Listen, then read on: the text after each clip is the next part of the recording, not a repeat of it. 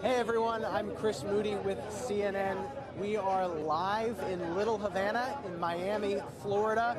The morning after it was announced that Fidel Castro has died. There's been various reactions throughout the world about this announcement, about this news.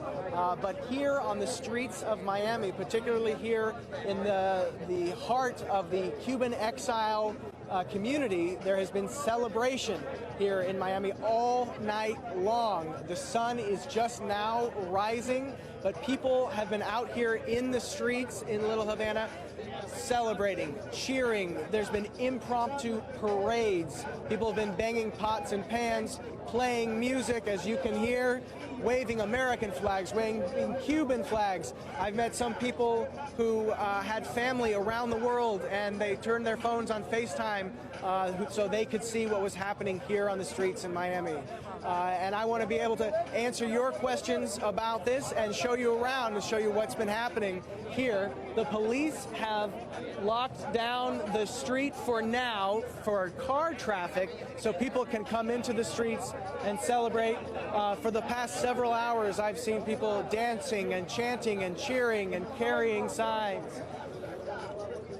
It's slowed down a little bit, I think, as some folks have gotten to bed, maybe gotten a little bit of a break, but they'll get a little bit of café con leche, and they'll be out here probably throughout the weekend as well. I want to point out we are in front of the world-famous Versailles restaurant. This has been really the home to a lot of the Cuban exile community, people who left Cuba or were forced out over the past over 50 years since the revolution, and they've been meeting there. You can see people have been banging pots and pans, and now.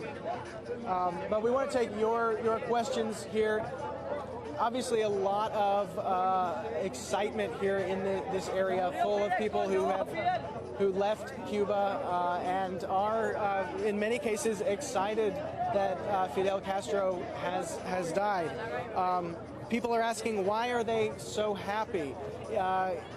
We've talked to a lot of people here today, and they talk about how their property, their land, their livelihoods were taken from them after the revolution, and they left their home country to seek a better life here in the United States. And they see Fidel Castro, the man who led the revolution in 1959, as the person who took their livelihoods away from them.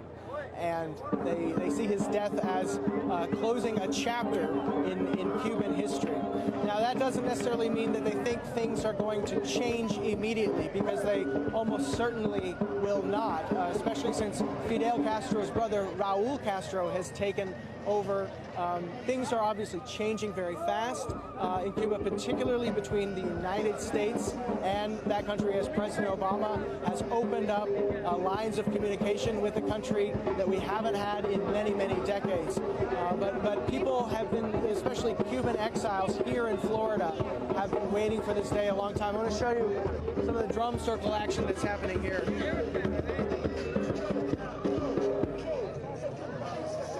There's a question about whether this will change Cuba's relationship with the United States.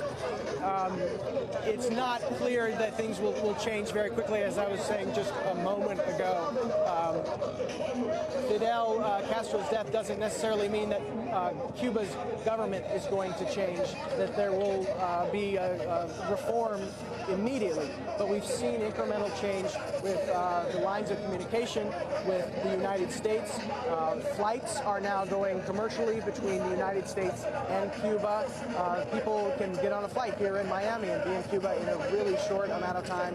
That was something that was a lot more difficult to do before President Obama opened up relations.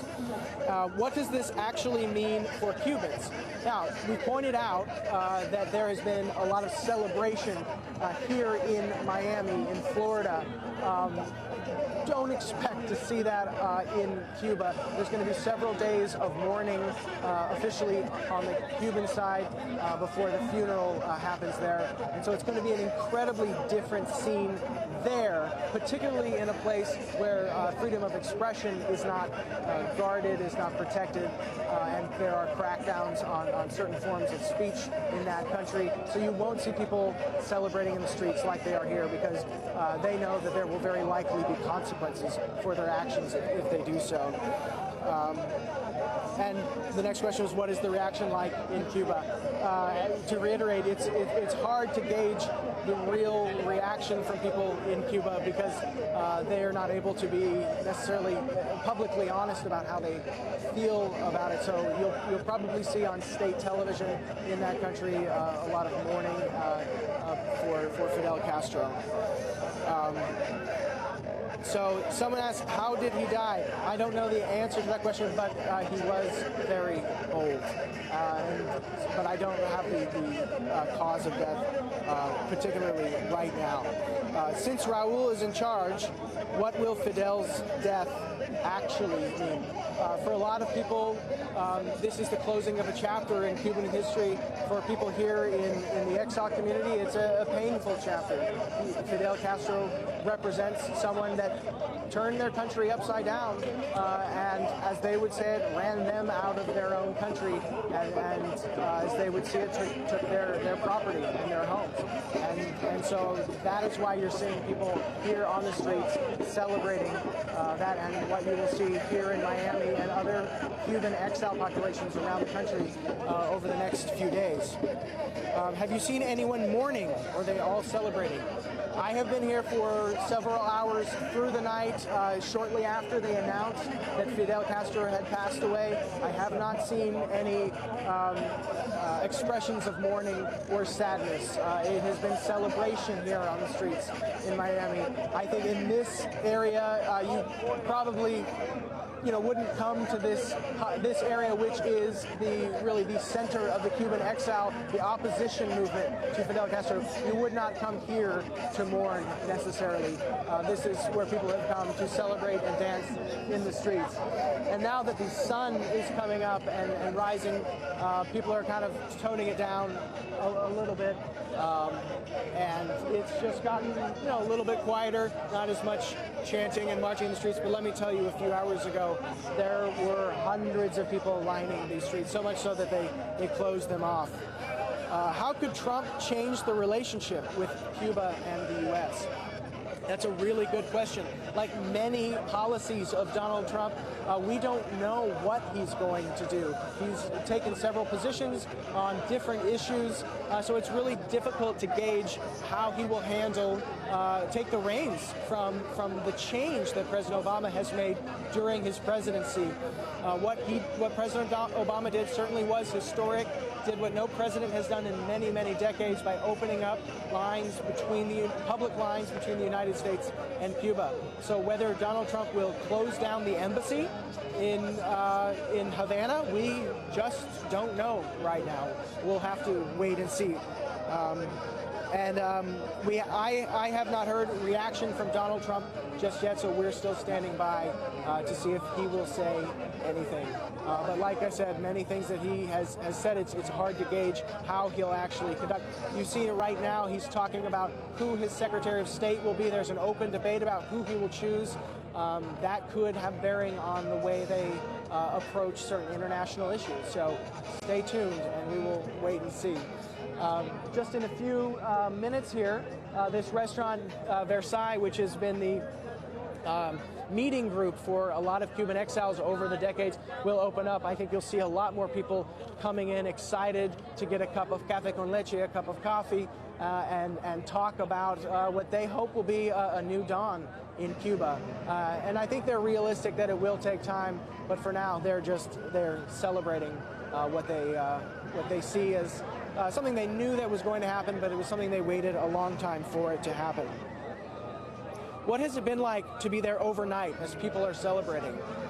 That's a great question. When I drove up here, the streets were closed off, and you could hear people chanting and banging drums several blocks down the road. It was a much more lively scene there a few hours ago. I think they were coming in to party over the night. Oh, hi. Is this Cuban coffee? I'll have a cup of Cuban coffee. Thank you very much. I've been up all night, and this Cuban coffee is a welcome thing. Thank you very much. Appreciate it. Let's see if there's more questions. Does Castro have any children to take over after? Oh, there are children of the Castros. The Castro family has run the government, and it's yet to be seen how they will rule afterwards. Of course, Raul Castro, Fidel's brother, took the reins a few years ago. And there has been incremental change, but certainly not the change that the people here in the exile community have wanted to see. So we're going to be here all through the weekend, seeing the reactions from the exile community here in Havana, from Little Havana. So from here in Miami, Florida, thanks for watching, and stay tuned.